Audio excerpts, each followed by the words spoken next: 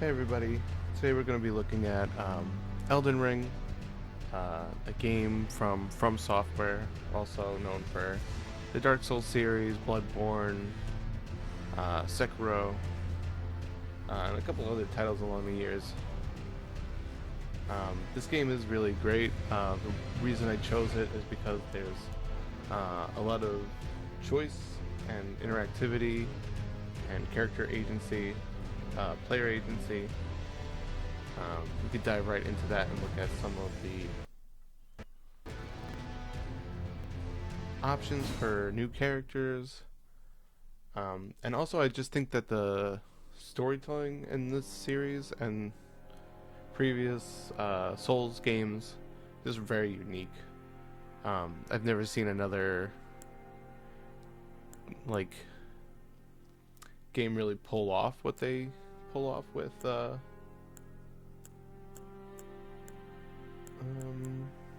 we will be you could pick from preset classes, the wretch who starts off with nothing, and then various different other classes. I won't get too deep in the weeds with these, but they're what you might expect from like a fantasy game. I think we'll pick samurai.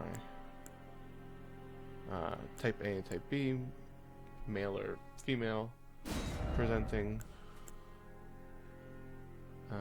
Name, we can just type anything in here.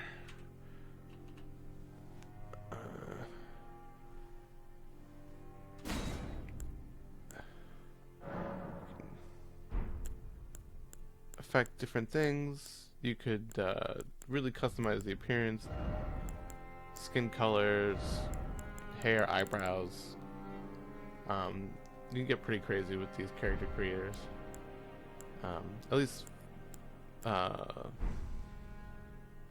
with the face and stuff like that. So I'm not going to go too deep into that. There's a lot I want to get to. As we start off here. The game is a action RPG. It does use its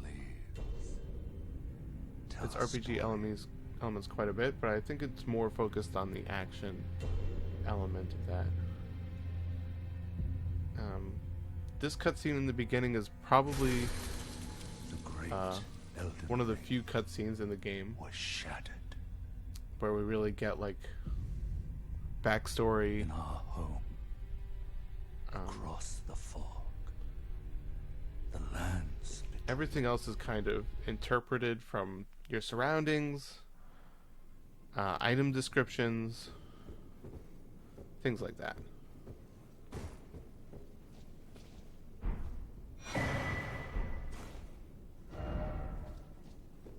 So if we even look at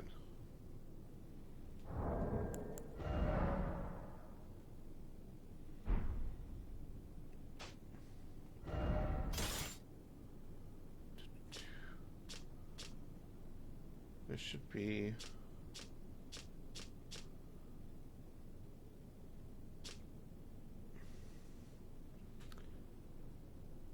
by a samurai from the land of reeds. We're not going to expect too much from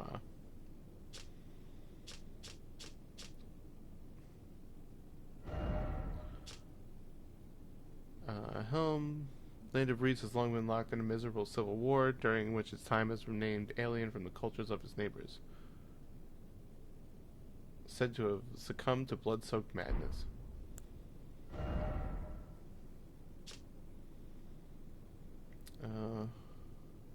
Okay, so the description on these items, at least, is the same. But it kind of gives you a little backstory of why your character might be here.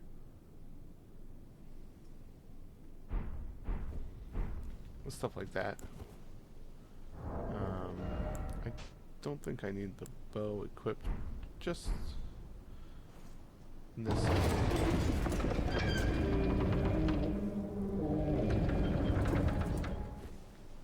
But we have a shield and a katana.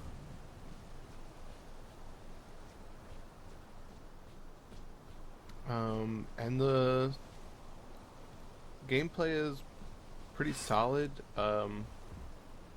Throughout like the whole Souls series, there's been an emphasis on difficulty.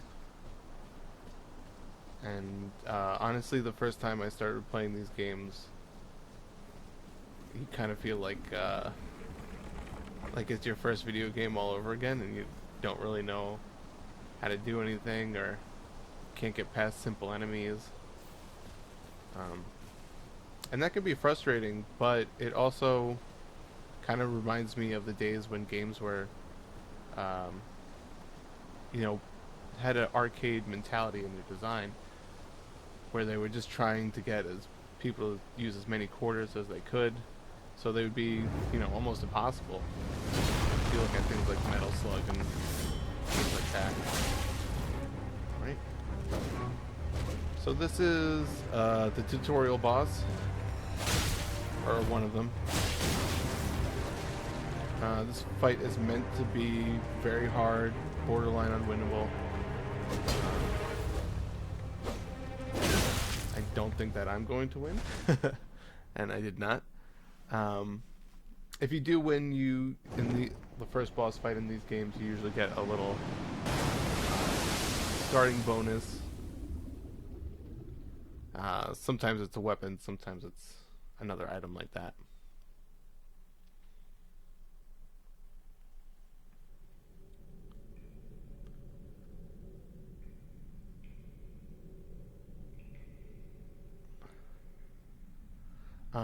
And in this series in this game, that fight serves to tell this part of entering the world of Elden Ring.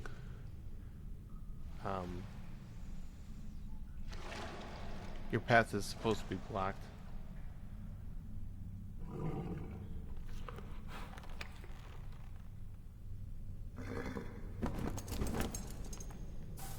Mostly because they don't want people like your character coming back. Fortune is on his side. Or at least some of the powers that be. After all.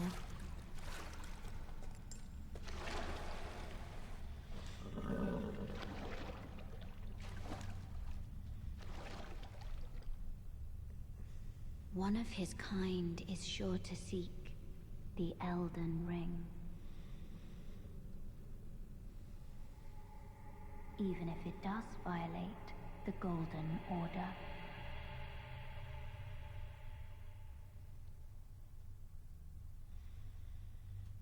Yeah, so in this game, the character is one of the Tarnished. Basically, they're a group of warriors who follow the Golden Order. And we don't need to do that. We're sent away at the end of it's kind of unclear. At the end of a certain war, but now they return as they feel the pull of grace and some mysterious force pulling them back to the Elden Ring, which is kind of like the set of rules that govern the world. It's very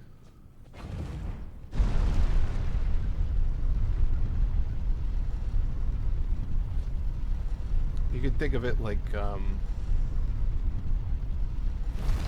I don't know if this concept is in like a lot of other stories, but it's basically what governs what happens when you die, and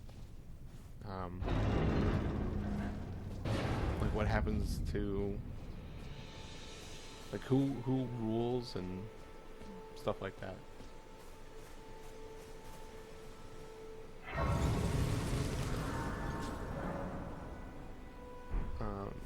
And this is one of the first characters with the side quest that you meet.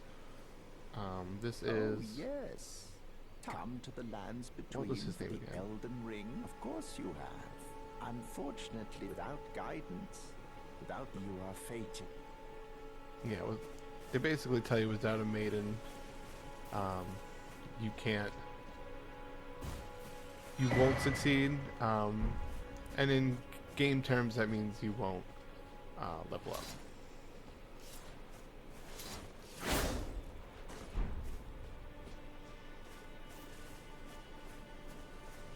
Luckily for you, honey.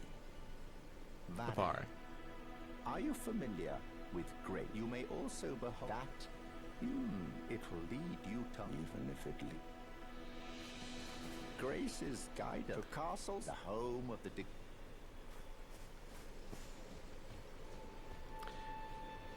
Yeah. So Var kind of helps you out here, It's time you to castles if Um, you seek the Elder. but he's kind of a trope for FromSoftware. A character early on is really up to no good, and he kind of wants you to, like, his side quest involves you killing a maiden and stuff like that. So a lot of characters, and I think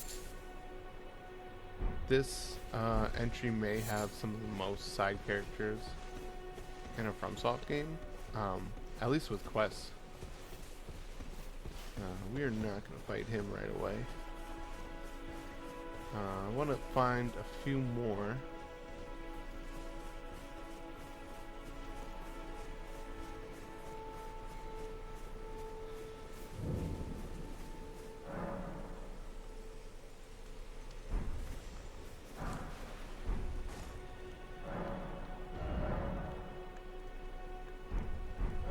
Okay, yeah, we need some runes in order to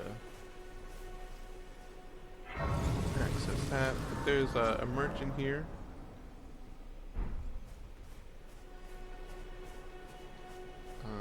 There's a lot of merchants throughout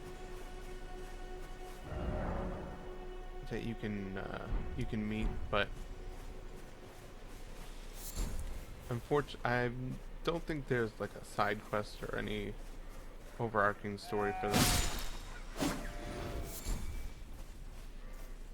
Just what you can pick up from items they sell you, descriptions, and talking to them.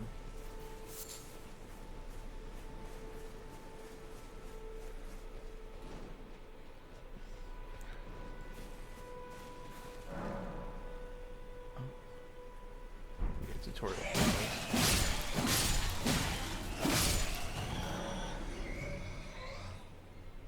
Yeah, so here's another interesting mechanic that they introduced in Elden Ring, which is when you defeat like a whole group of enemies, you have a chance to regain some of your flask, which is like your healing item.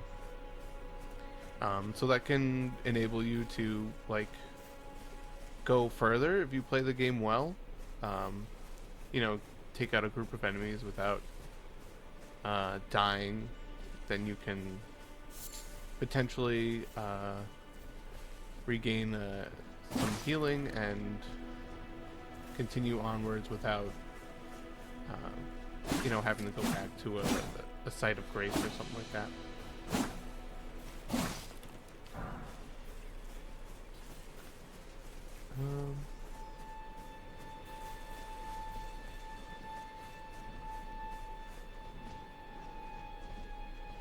There is a rather interesting area up ahead that I kind of want to just get through for the last part of this video. And it's just kind of, it's an interesting way that Elden Ring tells its story through its...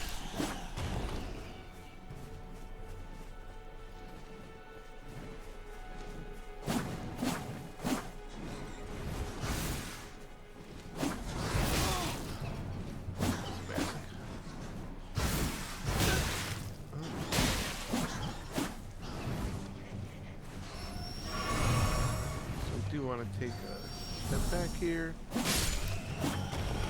Jumping attacks are very good.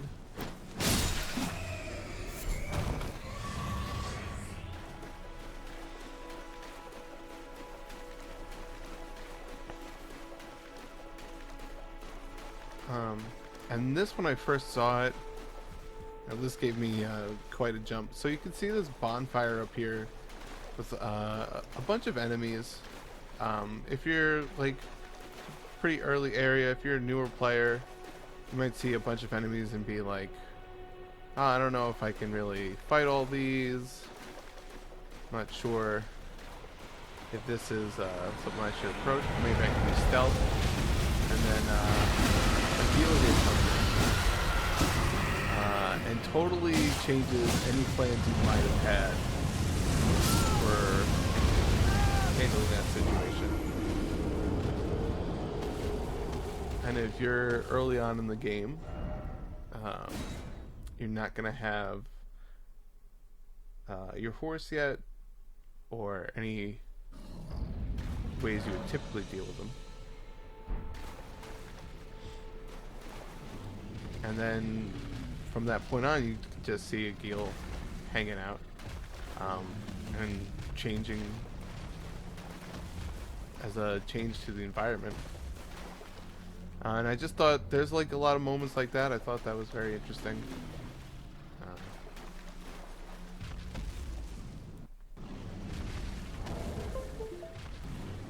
And I think that I've already went over my allotted time here, but hope you enjoyed it.